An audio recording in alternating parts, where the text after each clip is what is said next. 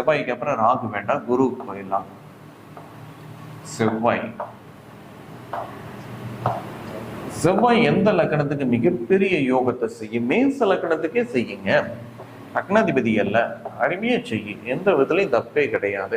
அதே மாதிரி மீன லக்கணத்துக்கு 2 9 அதிபதி, இங்கேயும் மிகப்பெரிய யோகத்தை நல்ல விதமாகவே செய்யும். ரிஷப லக்கணத்துக்கு அப்படி ஒன்றும் பெரிய நல்லதுகளை செய்யாது. சரி, கடக லக்னத்துக்கு ராஜ யோக அதிபதிங்க, எந்த நிலையில இருந்தாலும் கெடுதல் மட்டும் பண்ணாதுங்க. சிம்ம லக்னத்துக்கு ஒரு 50% நல்லதுகளை செய்யும், முழுமையான நல்லதுகளை செய்யாது. சரி, ஓகேவா. வேற மகர கும்ப லக்னம் எல்லாம் மீடியமானதுதான். மிகப்பெரிய யோகத்தை செய்யறது கடக லக்னங்க. கடக லக்னத்துக்கு செவ்வாய் ராஜ யோகாதிபதியாக வர்றதுனால மிகப்பெரிய நன்மைகளை செய்யும். மேச லக்னத்துக்கு லக்னாதிபதியாக வர்றதுனால அதுவும் நல்லதுகளை செய்யும். அதே அளவு விருட்சக லக்னத்துக்கும் நல்லதுகளை கொஞ்சம் செய்யும். சரி, மீன லக்னத்துக்கு எந்த விதத்திலையும் குறை இல்லாம 2 9 அதிபதியாக வர்றதுனால ரொம்ப ரொம்ப நல்லதுகளை செய்யும். சரி, ஓகே. இப்ப எந்த லக்கணத்துக்கு செவ்வாய் நல்லதுகளையவே செய்யாது, கெடுதல் மட்டும்தான் செய்யும் அப்படின்னா அது எந்த லக்கணத்துக்கு? 2 லக்கணங்க. ஒண்ணு மிதுன லக்கணம், இன்னொன்னு கன்னி லக்கணம். இந்த 2 லக்கணத்துல பிறந்தவங்களுக்கு செவ்வாய் திசை வரவே கூடாதுங்க. வந்ததுன்னா என்ன பண்ணு? அவமானத்தை, கன்னி லக்கணத்துக்கெல்லாம் அவமான அசிங்கங்களை நிறைய கொடுக்குங்க.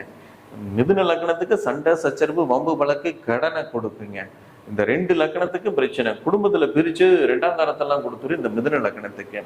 கன்னி லக்கணத்துக்கு குடும்பத்தை பிரிச்சு 2ஆம் தரத்தை கொடுக்கவே கொடுக்காது, அவமான அசிங்கத்தை மட்டுமே தான் கொடுக்குங்க. தொழில் இடைஞ்சல் சிக்கல்கள், ஏதோ ஒரு சிக்கல்கள் எல்லாத்தையும் பண்ண. சரி, இந்த 2 லக்கணத்துக்கு நல்லதுகளை பண்ணணும் அப்படின்னா என்ன பண்றது? 12ல மறைஞ்சா கெடுதல் இல்லாம இருக்கும் கன்னி லக்கணத்துக்கு. வேற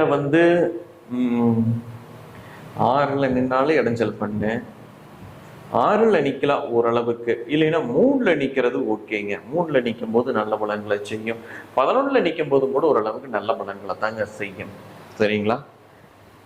அதே மாதிரி மிதுன லக்கணத்துக்கு எங்க நின்னா நல்லதை செய்யாது, எங்க நின்னாலும் சண்டையத்தான் கொடுக்கும். 12ல நின்னாலும் கூட 6ஆம் வீட்டை தொடர்பாகி கடனை கொடுக்கு. வேற 8ல நின்னாலும் உச்ச பலத்தோட வர்றதுனால அதுவும் பெரிய மறைவே கிடையாது. மிதுன லக்கணத்துக்கு மட்டும் செவ்வாயை நல்லது பண்ற அமைப்புகளே இல்லைங்க. எங்க நின்னாலும் மிதுன லக்கணத்துக்கு அடிதான் செவ்வாய் திசையில, அடி இல்லாம இல்லவே இல்லை. ஓகேவா? சரி, இப்ப சூரியனை சொல்லியாச்சு, சந்திரனை சொல்லியாச்சு, செவ்வாயும் சொல்லியாச்சு. இனி அடுத்தது ராகு வேண்டாம், குருவுக்கு போயிருவோம். ராகுக்கு எதுவே கடைசியா சொல்றேன், தமிழ் நீ எழுதிடுவோம்.